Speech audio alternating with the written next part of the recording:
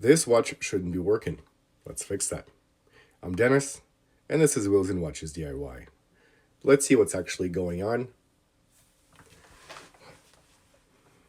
So here's what we're going to do today. I'll show you why this Seiko C153-5007 has stopped working. We'll take it apart. We'll kind of look at quartz watches in generally. We'll clean it, revive the crystal, change the battery, and bring it back to life. And at the end, we'll talk honestly about whether restoring this watch was actually worth it. So let's start with the condition. I was a little bit blown away when I first purchased this watch. It was purchased from a local retired watchmaker who had it sitting in his drawer, and he simply couldn't get it open. The battery hatch you see there, on the other side, there's a little slot that you could use maybe a coin or something. It pops open and you replace the battery. Simple. But I think it's been many, many years since that has been done. So it was not budging. So anyway, he sold it to me for a reasonable price, and I took it upon myself to get this thing back to life. So after taking everything apart, going through all the parts, everything was in good shape. The crystal you see there, it's plastic, it's scratched. So I'll use a few things to bring it back to life, and hopefully it works. If it doesn't, I'll have to purchase a new crystal. Those things are still available, surprisingly, but they are expensive. I just went on eBay and I checked the prices. By the time it's all said and done, you're probably looking at about $100 Canadian to get it to your door, and that's for a piece of plastic. You could see some of the things like the case, that little plate that holds the calculator buttons, the pushers themselves. Those things are absolutely disgusting. There's so much crud that I will be digging out. You'll see what I'm talking about. But overall, the case is in good shape. The watch was definitely used. I'm not sure how often, but it looks like it was honest use. It doesn't look like anything's dinged too bad. The bracelet is original.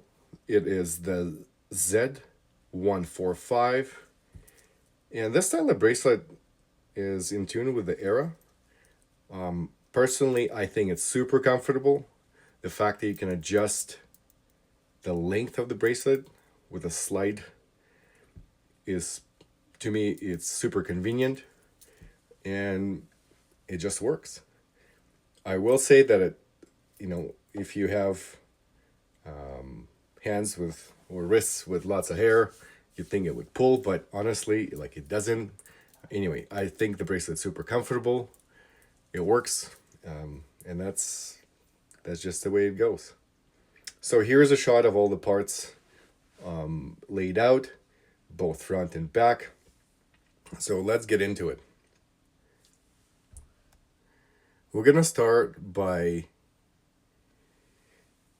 taking the pushers out, and then the pushers are held in by these C-clips.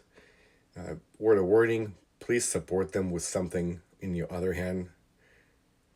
If those C-clips fly, chances of you finding them at a later date is slim to none. So do what you can, support them, go from there. So this Seiko C153-5007 is not mechanical, it's not rare, and it's usually ignored. But this watch represents one of the most important periods in Seiko's history. So today I'm restoring this watch to make sure that it works. I think it's cool personally, and I think that it deserves respect, more respect than it usually gets. This precedes the Casio version of the calculator watch, so I think these things are pretty neat. This particular watch is from 1978, and specifically from April of 78, and you can deduce that from the serial number. The first number is from the decade, and the second number is from the production month. This is a pure digital watch, and it does have a calculator function, kind of neat. And it gives you accurate timekeeping. So all in all, I think it checks all the time boxes, right? And then as far as parts, there are some plastic parts. There's a plastic spacer that's in between the case and the movement. That's just how it's constructed. So back to the cleaning just for a second. For my pre-cleaning process, I typically use a combination of pegwood, a cheap painter's brush, and maybe some IPA, which is isopropyl alcohol. And then once in a while, we'll see me vacuuming all the garbage up with my cheap portable vacuum from AliExpress. Honestly, the pre-cleaning took me forever. I would probably say a good hour, if not more. Obviously, the video is sped up a little bit, but not too much because I really wanted to document the process. I haven't found anybody working on this watch. There's not a lot of videos on it. If there is one, it's usually just showing the quick function test and how to set it, but that's really it. I haven't seen anybody taking this thing apart and restoring it. So I thought it'd be kind of neat to jump into that, restore it, and hopefully provide some information for people to use, and hopefully people find it helpful. So now we're moving on to the pushers and the crown. I'll just say that they were also dirty. So after cleaning them, I will cut off the rock hard, it's not even rubber anymore. It's supposed to be rubber seals, but at this point, because they are from 1978, they are absolutely rock hard and they do absolutely nothing. So I ended up cutting them off and replacing them with generic ones. One gasket that I was not able to replace is the battery hatch gasket. I will have to source that.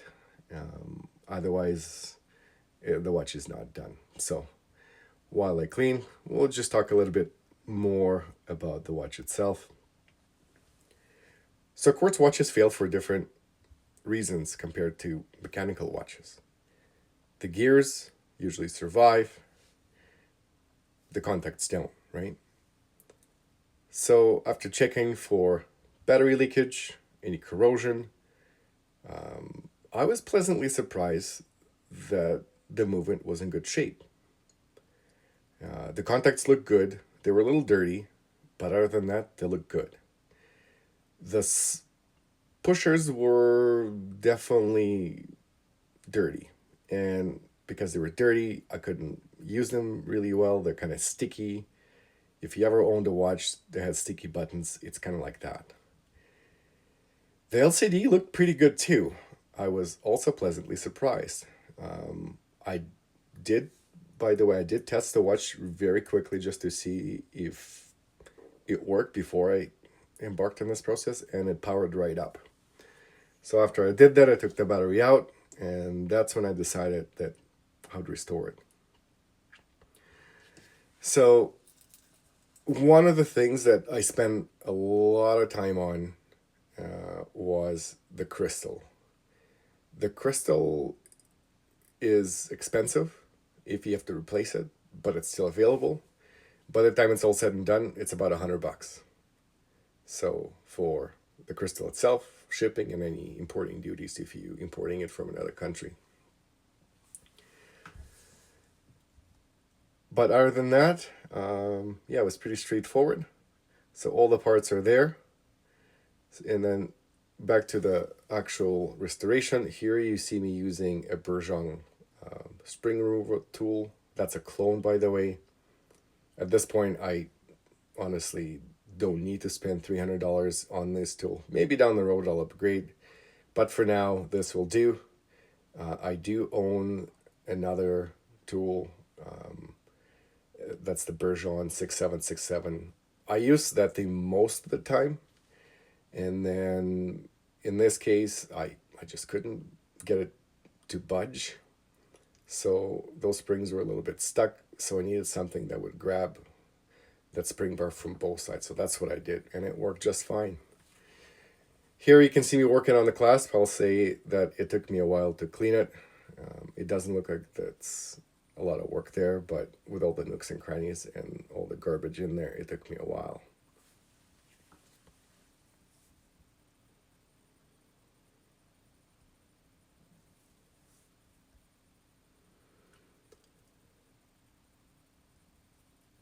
So after this assembly, we took a look at all the components. We verified that everything was there.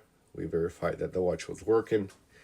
All the parts were in decent condition, even though, for example, the crystal was scratched. But in reality, these watches are not simple. What matters are the contacts. One dirty pad can kill the whole thing. So in the end, it either works or it doesn't. So the pressure contacts replace the wires, plastic carriers isolate the shock, and minimal screws reduce the assembly errors. What I found with these watches, it's the patience that matters here, okay? And then anything you're gonna force, that's gonna just kill it. So it's really critical that we clean the watch really well. Not just the outside components, but the inside components as well. If the contact is dirty, clean it. If there's a little bit of corrosion, make sure it's neutralized and it's taken care of. If you have an LCD that's not so good, it's probably good to replace it. But again, everything comes down to availability of parts. You're relying on people stashing these parts away in their basements and drawers for years and years and years and selling them at literally whatever prices that they want, depending on availability, of course. And here you can see me cleaning that little plate that holds those little pushers for the calculator. And look at how much dirt we have there.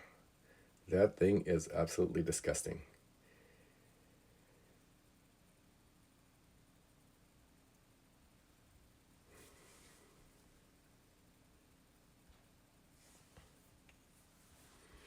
So let's talk about the LCD and display a little bit. The LCD is essentially the heart of the watch. It either works or it doesn't. So after confirming that it works by popping in a new battery, I had a moment where I had a sign of relief. There was a glimpse of hope for this watch, so we decided to move forward. By the way, for the battery, I do use high-end batteries. I don't use anything cheap. I typically tend to gravitate towards things like Murata and Maxell batteries. I like those. They are reliable. They're available. They're not the cheapest, true, but at the end of the day, you get what you pay for. Like I said earlier, what kills these watches is, corrosion and like dirty contacts. So if you can avoid leaky batteries and corrosion, that's the best thing you can do. When the watch stops, open it up, take the battery out, store it just like that until you get a new battery or figure out what to do next. But please don't leave old batteries that are not working inside the quartz watches. That will certainly kill them.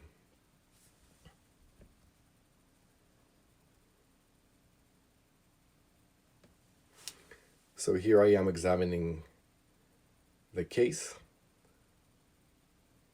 or part of the case, and again, I'm going back to my pegwood brush and maybe some IPA to get most of the dirt out.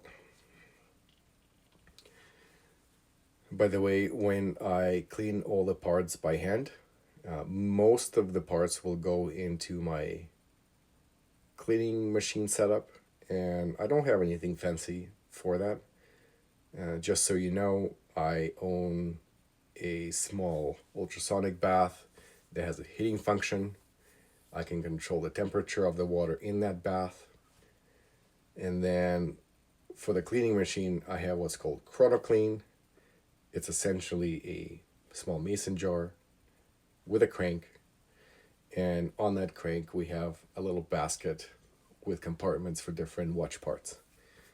It is manual, not a lot can go wrong with it. And honestly, for what I need to do, it works just fine. Would I like a fully automatic setup? Sure. But those things are expensive. For anybody who's in this hobby will attest to that. There are a few things that you could do as far as building your own. There's something on Kickstarter. I've seen people do their own thing, but at least for now, for me, this is what I'm using, and it works just fine. For the cleaning fluids, I use naphtha fluid or lighter fluid. That's for degreasing cleaning, and then to rinse, I use 3 rinses of IPA, and then I just rotate them. And then just a moment ago, you saw me taking that rock hard gasket from the battery hatch, and you could see how unflexible that thing was. My first thought was to save it, but then I reminded myself that I'm trying to restore this thing and do it right. So the best thing to do is to either find an exact replica or an OS part. So whatever you can get your hands on will be just fine. If you use a generic part, just make sure that it's the right diameter and thickness. Otherwise, the battery hatch will not close and you're going to strip the threads. And then just back to the cleaning and disassembling here. I'm using my pin vise to secure the pusher and the stem. And then I'm going to use an X-Acto knife to cut off those, well, they're not even rubber anymore, those hardened old gaskets, if you will. And the first one took me a little while, only because I wanted to be extra careful. I didn't want the knife to slip, and I didn't want to hurt myself or see it to damage any parts.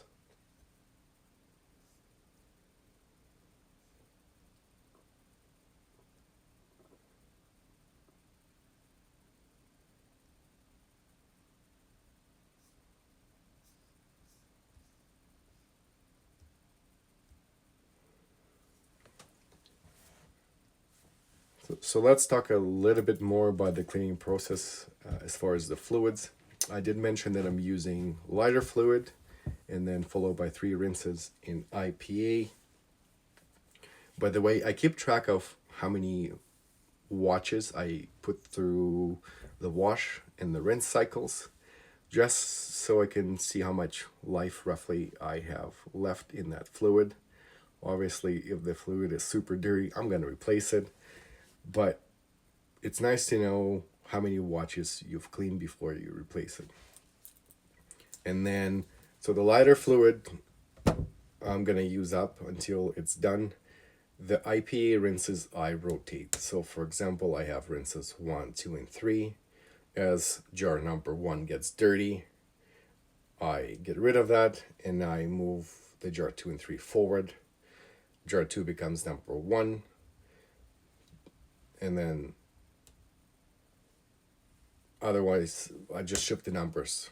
Okay, so 2 becomes number 1, 3 becomes number 2, and then I have a fresh one that becomes number 3. So that way I get a little bit more life out of the rinsing fluids. And by the way, it's really critical when you finish washing your parts to dry them. So different people use different things. I mean, IPA evaporates pretty fast, but let's say you were using a water-based cleaner, you want to dry that real fast. Otherwise, you're going to have some corrosion issues.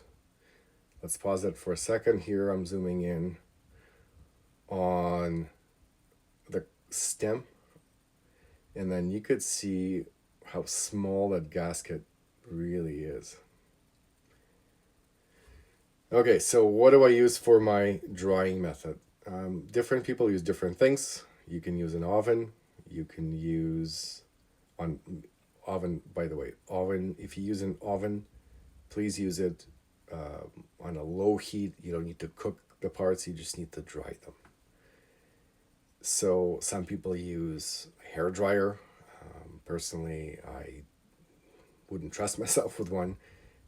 I don't want the parts to kind of fly all sideways and whatever. Anyway, what I did instead, I purchased a dedicated food dehydrator, and I only use it for my watches, and it works just fine. You can set the temperature, you can set the time. It has a large tray. In fact, it has a number of trays, but I only really need one. So here you could see me loading all the parts in the baskets and then into that little cage. And then here's that Chrono Clean I was telling you about. I believe that was designed in the USA. I forget the gentleman's name who designed it, but that thing is brilliant for what it is. It works just fine. And for most amateur hobbyists that are in this hobby, it's going to work, and it's going to work great, and it's going to work for years and years and years. So if you haven't picked one up, I would highly recommend one, just based on my experiences. They're not paying me to promote it. I genuinely like it. But if you want to clean your parts by hand, that's okay too. It just takes a little longer. By the way, I did have to put all the parts, with exception of that calculator aluminum plate that's on the top right corner there, through the washing and rinsing cycles twice.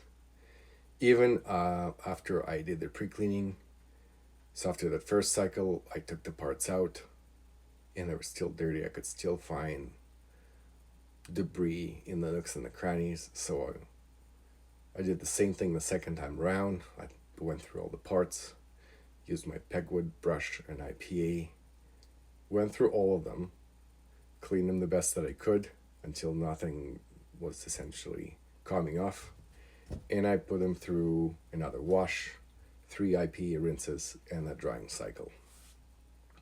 And that way, you know for sure that they've been done properly, and you could be rest assured that it's nice and clean when you put this thing back together.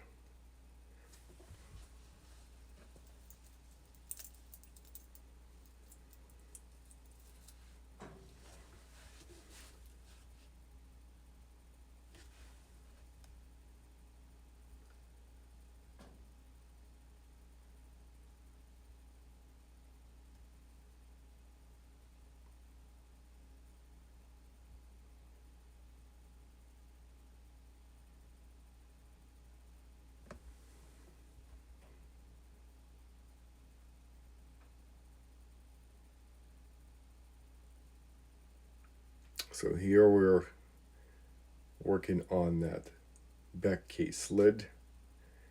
The construction of the case is kind of like a sandwich, where you have a bunch of different parts stacked together in a certain order, and then they just fit together. I didn't film the disassembly, but I'll just say this. When you disassemble this thing, you'll need to use a press, like a crystal press, and then you need to make sure that when you're pushing that screen out from the front of the watch to the back, nothing is pinched. Everything should come out in one piece, and then you just basically peel it all apart. Now, what do I think of the watch in general? I think it's a really cool watch. What are the functions? So we have days of the week. We have obviously time. We have month, We also have a fully functioning calculator.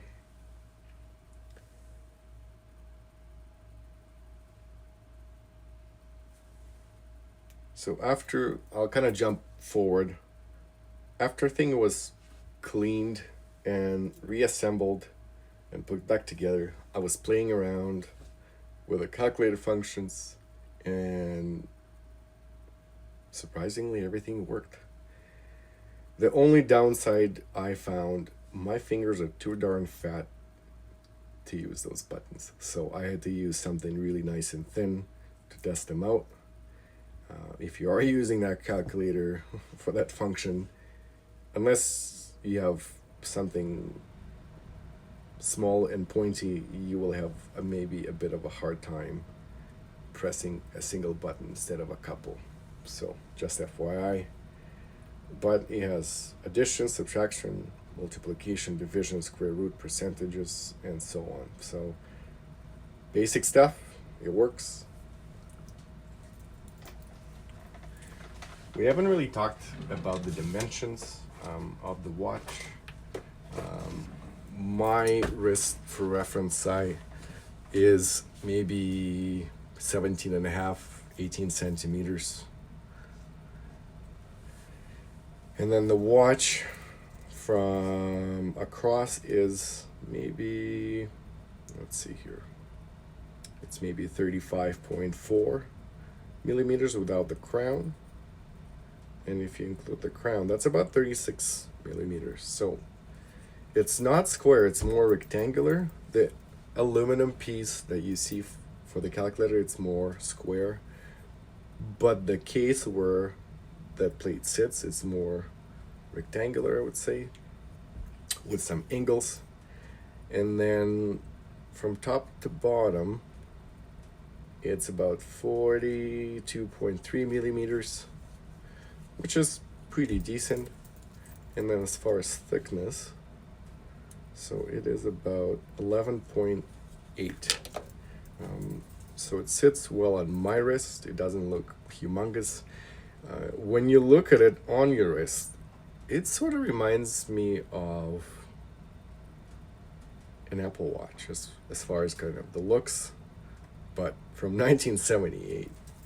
So that's just kind of a point of reference. Okay, so I think the parts here are clean. I'm just inspecting and doing maybe a last touch-ups here. I still found just a smidgen of dirt in a few spots. Here you'll see me kind of look at all the pushers and the crown. I will say this, after 2 cycles of the wash and the rinses and the drying, everything came out pretty clean. I did not do any case restoration, any polishing. So when you'll see the final result, when you'll see the assembled watch working, that's how the watch came from factory. I didn't even use like a hand cloth or anything like that to polish it up. So that's just FYI. Now here we're gonna start on restoring the crystal. As I said before, the crystal is plastic. And I thought to myself, well, if it's plastic, let me try and get rid of those scratches, if I can. And I had different grits of sandpaper, I had polywatch, and maybe a little bit of time. So that's what we did. I quickly realized that I needed to do wet sanding here. So the set of those pads I got from AliExpress. The grits vary, so I have 2 of them. The grits go from 180 to about 600, and then all the way, the second set I think cuts off at about 2500. And what I'm doing, you don't see this on the screen, on my right I am dipping that sandpaper in a little bit of water, and I'm just going up with the grit. So first, I think I started with maybe like 4 or 600, just to get rid of anything that's super deep. I didn't go too aggressive, but I was trying to preserve the crystal to the best of my ability, and at the same time I wanted to get rid of the scratches so I can clearly see the LCD underneath it. This process was maybe 30 minutes in total, 20 minutes, it's somewhere there. But honestly, the best thing to do is to take your time. And the more water, the better. If you're doing this dry, I don't think it's gonna work all that well. And you'll probably mess up the crystal, and you'll probably have to buy a new one.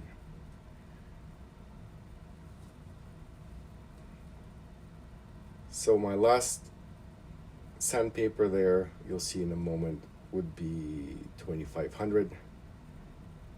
And then after I finish with the 2500, after I've checked it and dried the crystal, I will finish it off with a few passes of the Polywatch compound.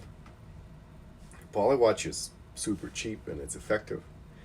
For those who don't know, Polywatch is used to restore plastic crystals on watches, and value for your money is absolutely tremendous. I mean, some can argue that plastic crystals are garbage and this and that. Some fire is the way to go, but in a case like this is what we have from factory, and this is what we're gonna restore. We don't have a choice. So with Polywatch, just take your time. Some people use like a polishing machine with it. I didn't. I used the little pad that came with it, and I did a bunch of passes. I think in my last pass I used a very liberal amount of the compound, and I went in circular motions, one way, circular motions the other way, then up and down the crystal, then side to side. Then I don't think you'll see it on the screen, but I wiped it with IPA and just checked for clarity. And then at one point I put that crystal on the movement itself. I popped the battery in the movement just to see how it looks. And when I show that, you'll see what I mean. So here, I don't think I'm entirely happy with how it looks.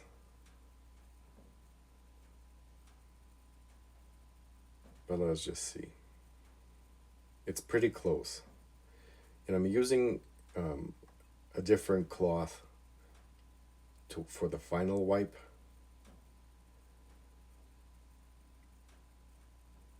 The yellow cloth you see on the bottom right corner, it's kind of my go-to, but it's maybe a little bit dirty, so when I'm done, I use something clean, something that's not going to introduce new scratches. Okay, this may be the final pass.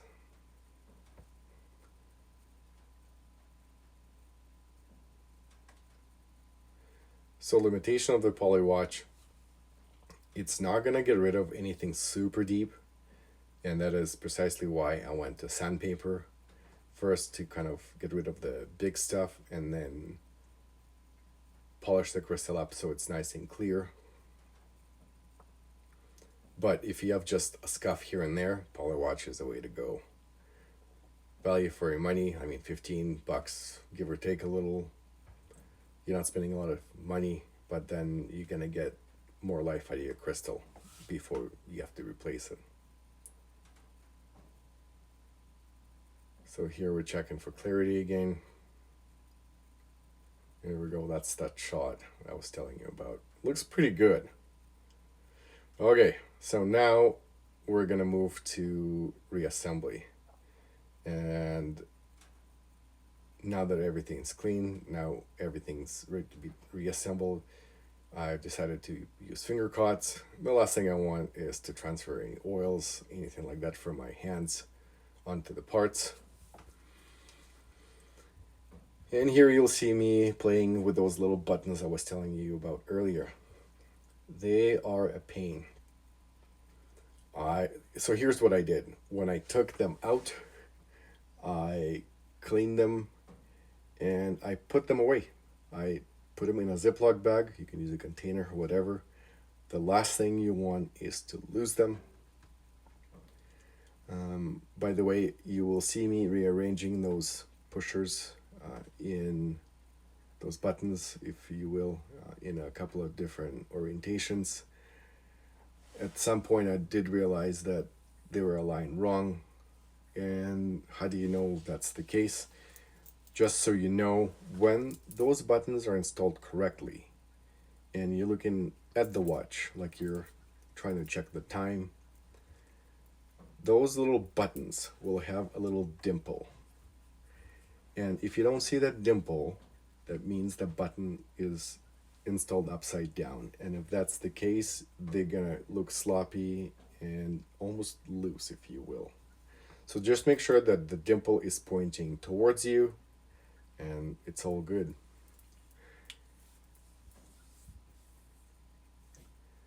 So here I'm trying to fit everything back together, and you'll see me playing around just a little bit with all the parts.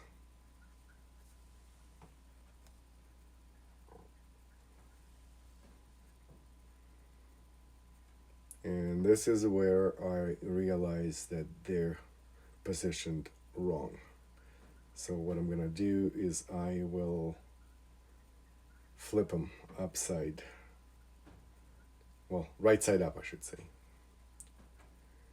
By the way, I'm using Dumont number 7s for that specific task, and you can use any tweeters you want. What's so special about Dumont number 7s? Well, first of all, this specific brand is of high quality. The number 7s are typically used on mechanical watches when you're trying to repair the balance, when you're trying to manipulate the hairspring. The little bend is super nice. It does not obstruct your view, so it works really, really well. And then this specific task, I found them super helpful just to manipulate those little buttons, pushers, whatever you want to call them. By the way, as far as tools, I mean, you could use whatever tools you want. You can spend a little bit on one of those cheap Amazon/AliExpress kits that have, basic things. But chances are you won't like most of them.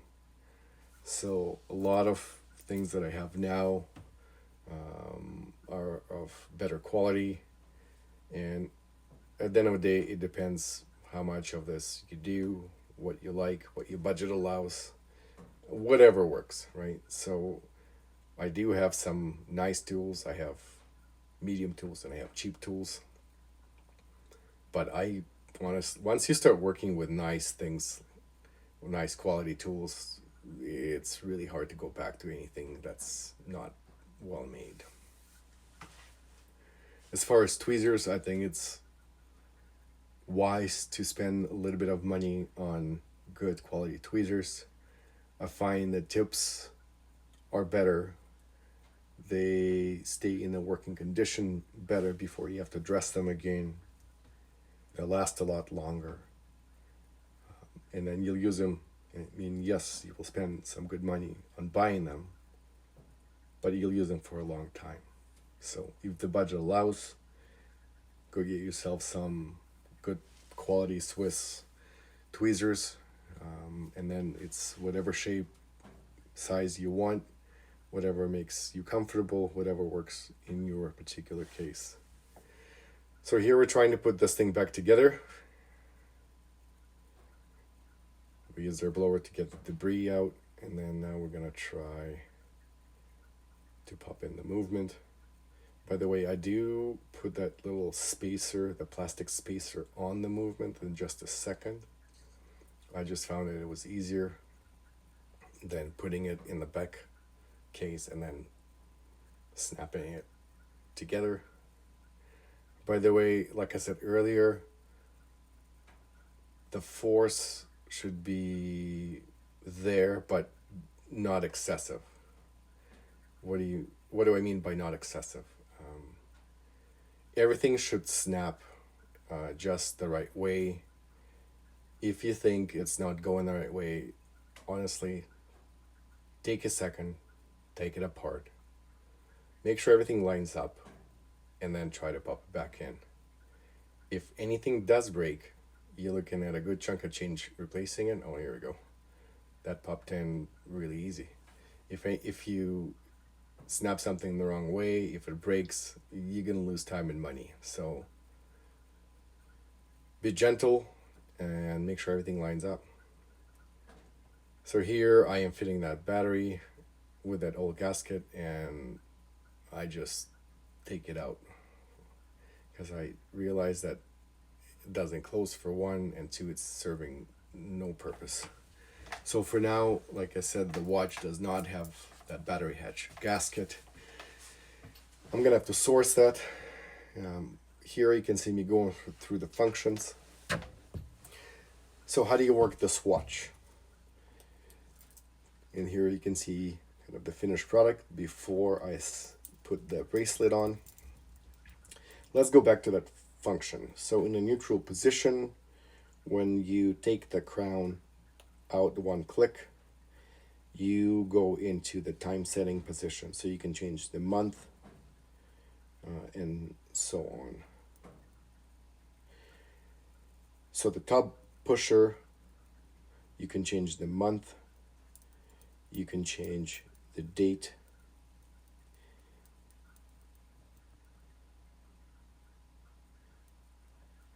you can change the time and day of the week. So again, crown needs to be pulled out into one position, one click out. Top button is to toggle between, all those date, month, time, weekday. And then the bottom button is used to change those things, okay? And then when you go back to the neutral, you go back to the watch, and then when you push the crown in, this is where you'll see the calculator function, and you can use your calculator, do whatever you need to do, and then take your crown into the neutral position, and then it goes back to the time. So here is assembled watch after everything has been cleaned and reassembled. Just showcasing how clean everything is. By the way, again, I did not polish the bracelet, the sides, the top. This is how the watch came from factory. You could still see all the dings and little scratches. The condition's good, but it's not mint by any means. And miraculously, everything works. It just needed a good cleaning and a new battery. The last thing it does need is that battery hatch gasket, and that's it. So, is this a profitable restoration? Absolutely not. So, I didn't do it to make money on it. Honestly, I just thought it'd be fun. There's nothing out there right now that I saw that goes through this process. You don't restore these watches to flip them. I mean, if you find one in good condition, maybe, but I think it's cool as far as history, as far as engineering. Without watches like this, modern quartz and modern mechanical watches, I suppose, wouldn't exist. I think it was just part of history. I think it's relevant, and I still believe these watches are relevant today. It's something different.